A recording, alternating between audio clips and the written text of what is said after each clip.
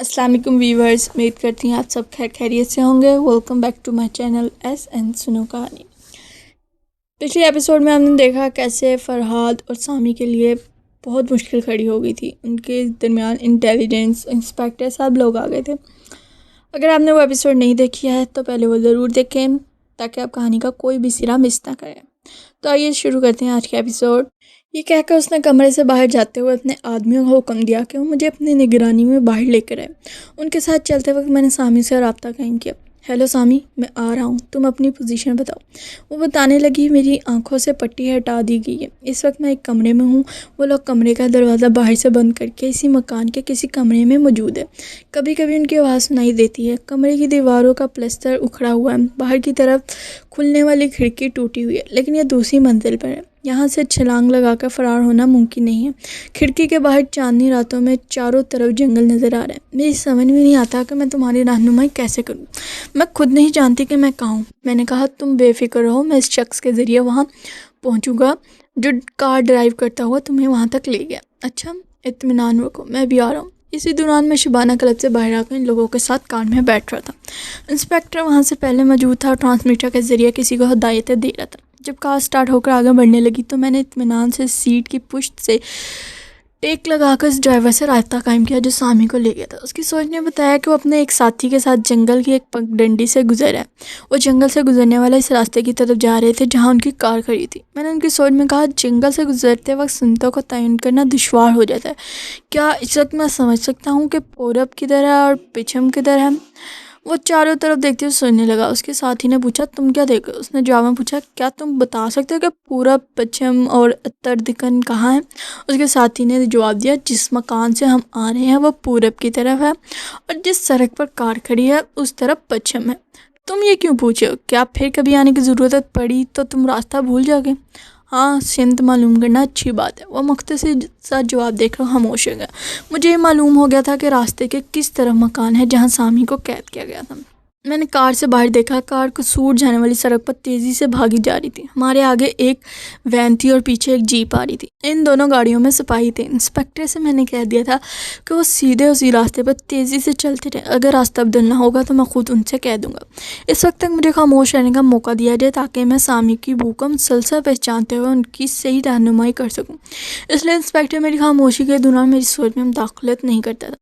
मैंने ख्याल खाने के इल्म को उनसे छुपाया था। छुपाने की वजह यह थी कि इंटेलिजेंस का कोई भी अफसर ये पसंद ना करता कि मैं ख्याल खाने के धीरे इस डिपार्टमेंट के बहुत से रोज़ों तक पहुंच जाऊँ। हालांकि मैंने ऐसा सोचा भी नहीं था। मेरे मुल्क का छोटे से छोटा राज भी मुझे अपनी जान से ज़्यादा अजीज़ है। मैंने अपनी हुकूमत के किसी भी शुबे में ना कभी झांकने की कोशिश की थी और ना आइंदा इसका इरादा था, लेकिन मैं इंटेलिजेंस हाल को अपनी दयानतदारी का यकीन नहीं दिला सकता था। इसलिए मैंने ख्याल खानी को सलाहियतों को छुपा लिया था और उनके सामने यही जाहिर किया कि मैं किसी इंसान के जिस्म की बू सूंघकर उसका पीछा कर सकता हूँ।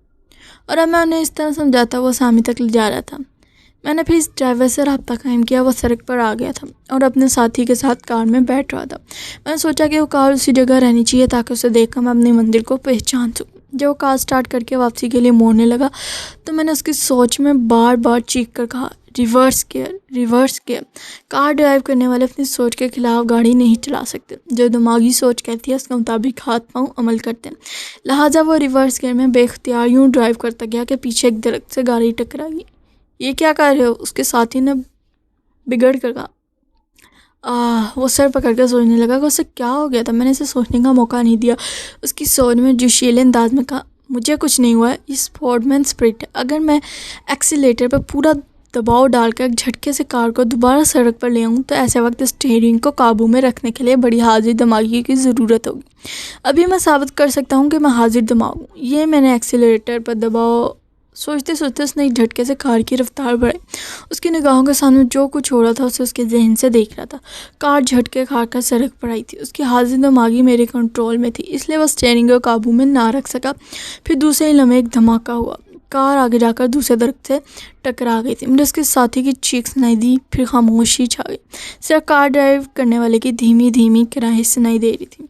ذرا دیر بعد اس کے کراہتے ہوئے ذہن میں سے دوسرے لوگوں کی آوازیں ٹکرانے لگیں. وہ آوازیں اس کے قریب آ رہی تھیں.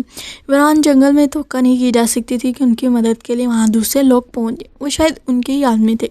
کار کے درخت سے ٹکرانے کی آواز دور تک گونجی ہوگی جس مکان میں سامی قید تھی. اس مکان سے لوگ ان کی مدد کے لیے آئے ہوں گے. میں کار کی پچھلی سیٹ پر خاموش بیٹھا خیال کی اسکرین پر ہنگامے دیکھ رہا تھا. کار تیز رفتاری سے منزل کی طرف بھاگی جا رہی تھی. میرے پاس بیٹھے ہوئے انسپیکٹر نے مجھ سے پوچھا, تم اتنی دیر سے خاموش ہو, کہیں کسی غلط راستے پر نہیں لے جا رہے ہو؟ نہیں, میں صحیح منزل کی طرف رہنمائی کر رہا ہوں. اس نے عادت کے مطابق گرا کر کہا. اگرچہ تم ثابت کر چکے ہو کہ کسی انسان کی بو سونگ کر اس کا پیچھا کر سکتے ہیں, پھر بھی یقین نہیں آ رہا ہے. ایسی صلاحیت میں نے آج تک کسی انسان میں نہیں دیکھی.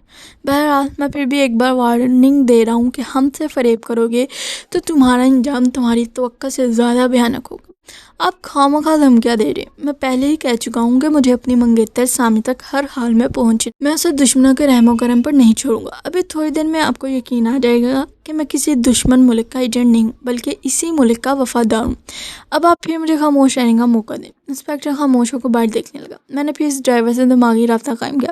کار کے درخت سے ٹکرانے کے باعث وہ صرف زخمی ہوا تھا. اگر وہ ہلاک ہو جاتا یا بے ہوش ہو جاتا تو اس کا دماغ بھی تاریکی میں ڈوب جاتا. خدا کا شکر ہے کہ وہ ہوش میں تھا اور اپنے دماغ سے دوسروں کی آوازیں مجھ تک نشر کر رہا تھا. ان کی باتیں سن کر اس بات کی تصدیق ہو گئی تھی کہ وہ سب اس کے ساتھی تھے اور اسی مکان سے دوڑتے ہوئے آئے تھے جہاں سامی قید کی گئی تھی. کچھ دیر بعد آگے جانے والی گاڑی ہماری کار کے برابر آ گئی. وین کی کھڑکی سے اسسٹنٹ انسپیکٹر نے جھانک کہا, سر آگے بہت دور ایک کار نظر آ رہی ہے. اس کے آس پاس جو لوگ تھے ہماری گاڑیوں کی ہیڈ لائٹس دیکھ کر ادھر ادھر منتشر ہو گئے. میرا خیال ہے کہ ہمیں سوچ سمجھ کے آگے بڑھنا چاہیے. میں سمجھ گیا کہ وہی گاڑی ہے. اس گاڑی کے قریب آنے والے مجرم احتیاطاً درختوں اور جھاڑیوں کے پیچھے چھپ گئے. ان سے محتاط رہنا چاہیے, شاید وہ ہمیں گھیرنے کی کوشش کریں گے. انسپیکٹر نے مسلح جوانوں کو حکم دیا کہ وہ چاروں طرف پھیل جائیں, پھر فائرنگ کرتے ہوئے اس کار کے گرد گھیرا تنگ کر دیں جو درخت سے ٹکرائے کھڑی ہے. اس کے حکم سنتے ہی مسلح جوان گاڑیوں سے نکل کر درختوں اور جھاڑیوں کے پیچھے مورچے بنانے لگے. اسی وقت دوسری طرف سے فائرنگ شروع ہوئی. میں بھی کار کا دروازہ کھول کر زمین پر رینگتے ہوئے اس مکان تک پہنچنا چاہتا تھا, لیکن انسپیکٹر نے ریوالور نکال کر, خبردار تم کہیں نہیں جاؤ گے, میرے ساتھ رہو گے. چلو جلدی سے دروازہ کھولو اور جھک کر دوڑتے ہوئے اس جھاڑی کے پیچھے چلے جاؤ. میں تمہارے پیچھے رہوں گا. اگر تم بھاگنے کی کوشش کرو گے تو میں شوٹ کر دوں گا. میں نے بے بسی سے ریوالور کی جانب دیکھا, پھر اس کے حکم کے مطابق دروازہ کھول کر دوڑتا ہوا ایک جھاڑی کے پیچھے آ گیا. انسپیکٹر بھی ہاتھ میں ریوالور لیے میرا پیچھا کرتا رہا. میں بڑی کشمکش میں گرفتار ہو گیا تھا. مجھے سامی تک پہنچنے کی جلدی تھی اور انسپیکٹر کے فرائض کا بھی خیال تھا کہ وہ جو سلوک میرے ساتھ کر رہا ہے وہ عین قانون کے مطابق ہے, ورنہ کوئی دوسرا ہوتا تو میں سامی تک پہنچنے کے لیے اس سے لپٹ پڑتا, اس کا ریوالور چھین لیتا. ہاتھا پائی میں کامیابی نہ ہوتی تو میں ٹیلی پیتھی کے ذریعے اس کے دماغ میں کھلبلی مچا دیتا. مگر افسوس, جو شخص میری سامی تک مجھے جانے سے روک رہا تھا وہ محب وطن تھا, قانون کا محافظ تھا اور ملک کی بھلائی کے لیے میرے راستے کی رکاوٹ بنا ہوا تھا. میں نے صبر کیا, ذرا دیر خاموش رہ کر سامی سے رابطہ قائم کیا. اس وقت ہمارے آس پاس دور دور تک فائرنگ کی آوازیں گونج رہی ہیں. میں نے سامی کے دماغ کو دستہ دے کر کہا کہ وہ فکر نہ کریں, میں بالکل قریب پہنچ گیا اور اس مکان سے تقریباً 200 گز کے فاصلے پر. سامی کی سوچ نے جواباً کہا, فرحاد جلدی آؤ. ایک شخص میرے کمرے میں آیا اور میرا ہاتھ پکڑ کر مجھے کمرے سے باہر لے جانے کی کوشش کر رہا ہے. مجھے جلدی بتاؤ کہ میں کیا کروں. میری سوچ نے کہا, وہ لوگ فائرنگ کی آواز سن کر خطرے کو سمجھ گئے, اس لیے تم اس مکان سے دور کسی دوسرے اڈے کی طرف لے جا رہے. تم یہ بتاؤ کہ تمہارے آس پاس کتنے آدمی ہیں. صرف ایک شخص ہے جو میرا ہاتھ پکڑے مجھے کھینچے لیے جا رہا ہے. میں اسے مخاطب کر رہی ہوں لیکن یہ کچھ بولتا ہی نہیں. دیکھو, سنو, کہیں یہ گونگا تو نہیں ہے. اس شخص کی آواز سامی کے ذہن سے ٹکرا کر مجھ تک پہنچی تھی. وہ ہامنے کے انداز میں ہو کی آوازیں نکال رہا تھا. میرے لیے ایک نئی الجھن پیدا ہوئی تھی. میں کسی گونگے کے خیال تک نہیں پہنچ سکتا تھا کیونکہ نہ تو میں نے اسے دیکھا تھا اور نہ ہی اس کے سوچنے کے انداز کو سمجھتا تھا. اب تک میں اسی خیال میں تھا کہ جو سامی سے مخاطب ہو کر باتیں کرے گا اور میں اس انجانے شخص کے دماغ تک پہنچ جایا کروں گا, جیسا کہ اس ڈرائیور تک پہنچ گیا تھا اور اس کار کو ایک درخت سے ٹکرا دیا تھا. لیکن وہ گونگا میرے لیے ایک چیلنج بن گیا تھا. میں اس کے دماغ تک پہنچ کر اسے ذہنی طور پر مفلوج نہیں کر سکتا تھا. میں نے پھر بے بسی سے انسپیکٹر کی جانب دیکھا. وہ ریوالور دکھا کر مجھے آگے بڑھنے کے لیے کہہ رہا تھا. میں زمین پر اوندھے منہ لیٹ کر رینگنے لگا. ذرا دور جا کر میرے مکان کی طرف نہ رک کے انسپیکٹر نے ڈانٹ کر کہا, رک جاؤ, دائیں طرف آگے بڑھو. میں نے جھلا کر سر گھماتے انسپیکٹر کو دیکھا. وہ میرے اوپر سامی کے درمیان دیوار بن گیا تھا. اس وقت بھی وہ مجھ سے ذرا فاصلے پر اوندھے منہ لیٹا ہوا تھا اور ریوالور والا ہاتھ اٹھائے مجھے گولی مار دینے کی دھمکی دے رہا تھا. اتنے میں اچانک ہی قریب سے گولی چلنے کی آواز آئی۔ انسپیکٹر کے حلق سے ایک چیخ نکلی۔ اس کے اٹھے ہوئے ہاتھ میں گولی لگی تھی۔ ریوالور اس کے ہاتھ سے نکل کر زمین پر گر پڑا تھا۔ میں فوراً ہی پلٹ گیا اور زمین پر اوڑھتا ہوا ریوالور تک پہنچ گیا۔ اس وقت پھر ایک فائٹ والے کی اتنی دیر میں ریوالور اٹھا کر دوسری طرف لوٹتا چلا گیا۔ ایک جگہ رک کر میں نے اس دن 2 فائٹ جھونک دیا جہاں سے فائرنگ ہوئی تھی۔ میری بے تکی نشانے بازی کام آ گئی۔ میں نے دشمن کو چیخ کر گرتے ہوئے زمین پر تڑپتے دیکھا۔ دوسری طرف انسپیکٹر اپنا زخمی ہاتھ پکڑے کرا رہا تھا۔ انسپیکٹر صاحب، میں نے کہا، زخمی ہاتھ کی مرہم پٹی کے لیے آپ اپنے کسی ماتحت کو اجازت دیجیے، میرے پاس وقت نہیں ہے۔ سامی کی محل مجھ سے دور ہو رہی ہے، اس کا مطلب یہ ہے کہ اسے مجھ سے دور لے جا رہے ہیں۔ میں نے یہ موقع نہیں دوں گا کہ وہ میری سامی کو مجھ سے چھین کر لے جائیں۔ اچھا، میں جا رہا ہوں، بہت جلد واپس آ کر یہ ثابت کر دوں گا کہ میں اپنے ملک کا وفادار ہوں۔ یہ کہہ کر میں اس مکان کی طرف بڑھنے لگا۔ ساتھ ہی سامی سے بھی رابطہ قائم کیا۔ وہ سوچی تھی، نہ جانے فرہاد اب کتنی دیر میں رابطہ قائم کریں گے۔ بہرحال مجھے سوچتے رہنا چاہیے۔ اس وقت یہ گونگا مجھے مکان کے پچھلے دروازے سے باہر لے آیا اور مجھے اپنے کاندھے پر لاد کر ایک سمت بھاگ رہا ہے۔ میں کبھی رینگ رہا تھا، کبھی گھٹنوں کے بل تیزی سے چڑھ رہا تھا اور کبھی جھک کر دوڑتے ہوئے مکان کی طرف جا رہا تھا۔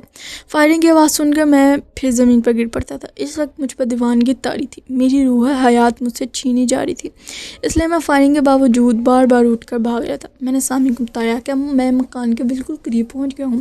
وہ مجھے بتایا کہ گونگا اسے کس سمت لیے جا رہا ہے۔ اس کی سوچنے کا مجھے سمجھ میں نہیں آتا کہ وہ کہاں لے جا رہا ہے۔ چاروں طرف درخت ہی درخت نظر آ رہے ہیں، کسی خاص سمت کا تعین کرنا مشکل ہے۔ میں تمہیں کیسے بتاؤں، بس اتنا یاد ہے کہ مکان کے پیچھے دروازے یہ گونگا سیدھا بھاگتا ہوا جا رہا ہے اور اب تک دائیں بائیں نہیں مڑا ہے۔ تم بھی سیدھے چلے آؤ۔ میں اس کے ہدایت کے مطابق سیدھا دوڑتا چلا گیا۔ فائرنگ کرنے والوں سے اتنی دور نکل آیا تھا کہ مجھے ان کی طرف سے خطرہ نہیں تھا۔ ریوالور یا رائفل کی گولیاں مجھ تک نہیں پہنچ سکتی تھی۔ بہت دور نکل آنے کے بعد میں نے پلٹ کر دیکھا تو وہ مکان نظر سے اوجھل ہو چکا تھا۔ آگے پیچھے درخت ہی درخت نظر آ رہے تھے۔ ان درختوں کے سائے میں چاندنی دم توڑ چکی تھی اور سائے اندھیرا پھیلا رہے تھے۔ دور تک سامی اور گونگے کا نام و نشان نہیں تھا۔ میں نے سوچا کہ سامی کو چیخنے کا مشورہ دینا چاہیے تاکہ اس کی آواز سے سمت کا تعین کیا جا سکے۔ پھر خیال آیا کہ رات کے سناٹے میں اس کی آواز چاروں طرف گونجے گی۔ جنگل خاموش ہے، اس کی آواز کا جنگل باز گشت کی طرح چاروں طرف سے اچھالتا رہے گا۔ بہتر یہ ہے کہ میں کچھ دیر تک اور دوڑتا چلا جاؤں۔ اگر سامی نظر نہیں آئے گی تو میں کوئی دوسری تدبیر سوچوں گا۔ تھوڑی دور تک دوڑتے رہنے کے بعد میں اچانک ہی ٹھٹک کر رک گیا۔ جنگل کی خاموشی میں مشینی گڑگڑاہٹ سنائی دے رہی تھی۔ وہ آواز بتدریج تیز ہوتی جا رہی تھی۔ فوراً ہی سمجھ گیا کہ وہ ہیلی کاپٹر کی آواز ہے، کیونکہ اس کے پنکھے کی گردش کے باعث جو تیز ہوائیں چل رہی تھیں اس کے ہلکے ہلکے جھونکے مجھ تک آ رہے تھے اور آس پاس درختوں کی پتیاں جھوم رہی تھیں۔ میں نے ہوا کے رخ سے اندازہ لگایا کہ ہیلی کاپٹر کس سمت میں ہے۔ میں اسی سمت تیزی سے دوڑنے لگا۔ کتنے ہی درختوں کو پیچھے چھوڑنے کے بعد میں پھر ایک بار ٹھٹک کر کھڑا ہو گیا۔ میری نگاہوں کے سامنے ایک وسیع میدان تھا۔ دور، بہت دور اس میدان میں اپنے کاندھے پر سامی کو اٹھائے ہیلی کاپٹر کی پچھلی سیٹ پر بٹھا رہا تھا۔ میں آنن فانن وہاں نہیں پہنچ سکتا تھا، اس لیے میں نے ہوائی فائٹ کیا تاکہ وہ ذرا دیر کے لیے ٹھٹک جائے۔ میں نے دوڑ لگاتے ہوئے دیکھا میری فائرنگ کا ان پر اثر نہیں ہوا تھا۔ ونڈو اسکرین کے پٹ نے انہیں ڈھانپ لیا تھا اور ہیلی کاپٹر قدر ڈگمگاتا ہوا زمین سے بلند ہو رہا تھا۔ سامی! میں دوڑتے ہوئے چیخنے لگا، لیکن میں جتنی تیزی سے دوڑ رہا تھا وہ اتنی تیزی سے بلند ہوتا جا رہا تھا۔ سامی مجھ سے دور ہوتی جا رہی تھی۔ میں لڑکھڑا کر گر پڑا۔ ہائے رے میری بے بسی!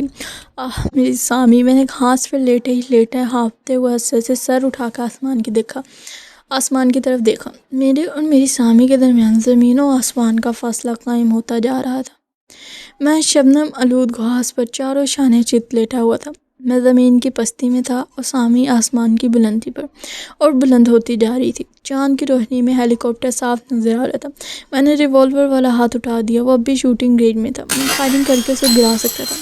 سامی! میں نے سوچ کے ذریعے کہا، میں تمہاری جدائی برداشت نہیں کر سکتا۔ میں فائر کر رہا ہوں، ابھی ہیلی کاپٹر کو نیچے گرا دوں گا۔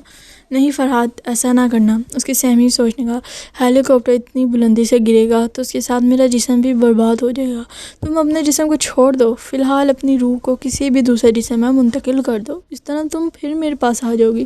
مجھے تمہارے جسم سے نہیں، تمہاری روح سے محبت ہے۔ میں تم سے جدا ہو کر سکون سے نہیں رہ سکوں گا۔ نہیں فرحاد، تمہیں میری قسم ہے، گولی نہ چلانا۔ میں اس ہیلی کاپٹر کے ساتھ اپنے جسم کو برباد نہیں ہونے دوں گی۔ تم کچھ عرصے کی جدائی برداشت کر لو۔ تمہیں اچھی طرح معلوم ہے کہ میں نے اپنے جسم کو حاصل کرنے کے لیے کتنی مصیبتوں کا سامنا کیا۔ میں اس جسم کی حفاظت کے لیے اب بھی بڑے بڑے صدمے سہ سکتی ہوں، تمہاری جدائی برداشت کر سکتی ہوں، لیکن اس جسم سے علیحدہ نہیں ہو سکتی۔ اس کی باتیں سن کر میرے دل پر گھونسا سا لگا. میں اسے اتنی شدت سے چاہتا تھا کہ اس کی جدائی برداشت نہیں کر سکتا تھا، اور وہ ایسے برداشت کری تھی جیسے اس کے جسم کے سامنے میری کوئی اہمیت ہی نہ ہو. حقیقت بھی یہی تھی، وہ میری خاطر اپنے جسم کی قربانی نہیں دے سکتی تھی. میں نے ریوالور والا ہاتھ نیچے گرا دیا. وہ مجھے اچھا سبق دے کر جا رہی تھی کہ انسان سب سے زیادہ اپنی ذات سے محبت کرتا ہے، اس کے بعد کسی دوسرے کی چاہت دل میں رکھتا ہے. میں خواہ اپنی جان سے زیادہ سامی کو اہمیت دے رہا تھا. میں نے اسی وقت فیصلہ کر لیا کہ جس طرح سامی کو اپنا جسم عزیز ہے، اسی طرح مجھے بھی اپنے مقاصد عزیز ہوں گے. میرا پہلا مقصد یہی تھا کہ بھوانی شنکر سے انتقام لوں. میں اسے ایسا سبق سکھانا چاہتا تھا کہ اس کا انجام دیکھ کر پھر اس کے ملک کا کوئی سیکرٹ ایجنٹ ادھر کا رک نہ کرتا. میں نے آخری بار حسرت سے ہیلی کاپٹر کی جانب دیکھا. چاندنی رات میں وہ نگاہوں سے اوجھل ہو رہا تھا. اس کی دھیمی دھیمی آواز اب بھی سنائی دے رہی تھی. اگرچہ مجھے سامی کے ضدی فیصلے پر غصہ آ رہا تھا، اس کے باوجود میں اسے اس قدر ناراض نہیں ہو سکتا تھا کہ اسے بالکل ہی فراموش کر دیتا. وہ دماغ سے مٹنے والی ہستی نہیں تھی. میں چپکے سے اس کی سوچ کو پڑھنا چاہا لیکن نہ پڑھ سکا. اس وقت رات کے سناٹے میں بہت سے بھاگتے ہوئے قدموں کی آوازیں سنائی دینے لگی. میں دور درختوں کی جانب دیکھا. تھوڑی دیر بعد چند جوان نظر آئے. وہ بہت دور تھے، پھر بھی میں نے انہیں پہچان لیا. وہ انٹیلیجنس کے جوان تھے. انہوں نے بھی دور سے مجھے دیکھ لیا تھا لیکن شاید پہچان نہ سکے تھے، اس لیے رائفلیں اٹھانے مجھے نشانے پر لاتے ہوئے میری طرف بڑھتے جائے. میں چیخ کر کہا، میرا نام فرحاد ہے، میں وہی ہوں جس نے یہاں تک تمہاری مدد کی ہے. اسسٹنٹ انسپکٹر کی آواز سنائی دی. تمہارے پاس انسپکٹر صاحب کا ریوالور ہے، اسے ہماری طرف پھینک دو.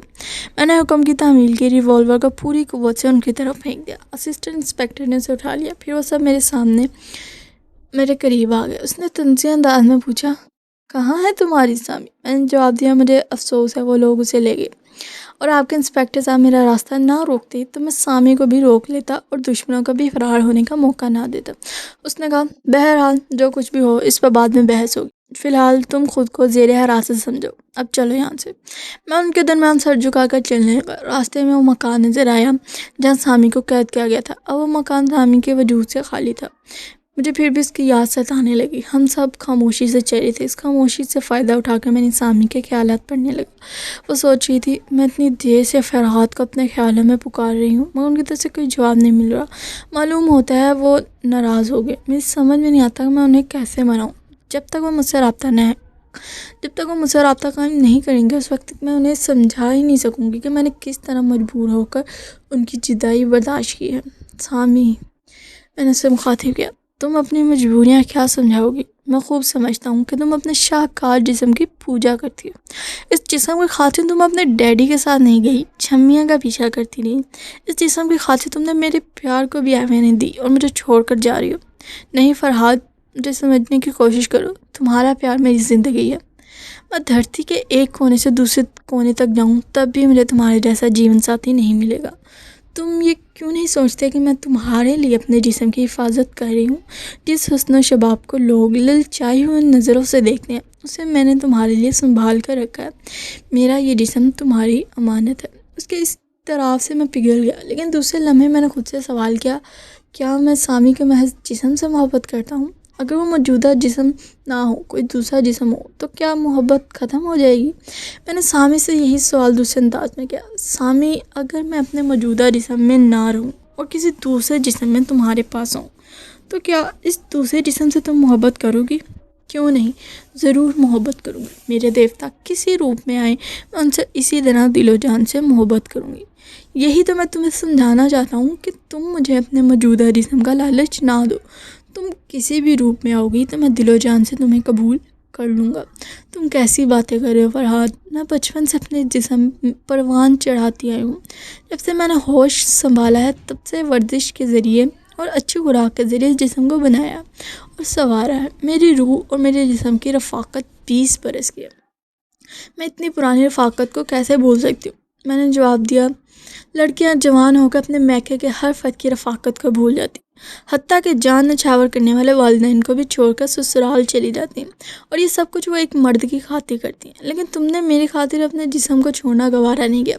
سنو سامی، تم بچپن سے اپنے جسم میں پروان چڑھتی آئی ہو اور میں بچپن سے اپنے وطن کی آغوش میں پروان چڑھ رہا ہوں. جس طرح تم اپنے جسم سے محبت ہے اسی طرح مجھے اپنے وطن سے پیار ہے. اگر مجھے اپنے وطن کی خاطر تمہارے دیس کی طرف جانا پڑا تو وہاں ہماری ملاقات ہو جائے گی، ورنہ میں اپنی پاک زمین کو چھوڑ کے ایسی محبت کے لیے بھٹکنا گوارا نہیں کروں گا جو صرف جسم کے لیے ہوتی ہے، روح سے اس کا کوئی تعلق نہیں ہوتا۔ ایسی دل توڑنے والی باتیں نہ کرو فرحان، یہ کھوکھلی باتیں نہیں ہیں، ایک اٹل فیصلہ ہے۔ تمہیں تمہارا جسم مبارک ہو، مجھے اپنا وطن عزیز ہے۔ خدا حافظ۔ ٹھہرو فرحان، مجھ سے یوں ناتا نہ توڑو، ہم ایک اچھے دوست کی طرح جدا ہوئے ہیں اور بہت جلد ایک اچھے دوست کی طرح ملیں گے۔ ہاں، اگر تقدیر نے ملایا تو ضرور ملے، اس وقت تک کے لیے خدا حافظ۔ تو دوستو، یہ تھی دفتہ ایپیسوڈ 21۔ کمنٹس میں اپنی رائے کا ضرور اظہار کریں کہ فرحات کا یہ ڈیسیجن آپ کو کیسا لگا۔ تو ملتے ہیں نیکسٹ ایپیسوڈ میں، تب تک کے لیے اللہ حافظ۔